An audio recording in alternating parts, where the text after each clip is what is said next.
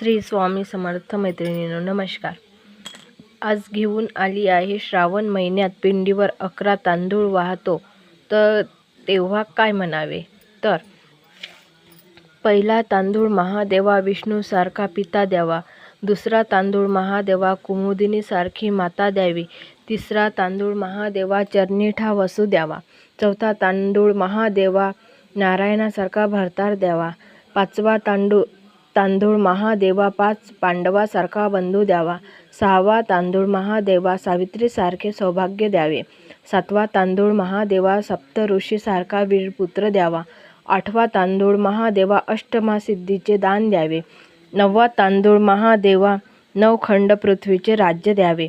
10वा तांदूळ महादेवा 10 वर्ष काशीवास भोगावा. 11 तांदूळ महादेवा 11 रुद्र जपाचे पुण्य द्यावे.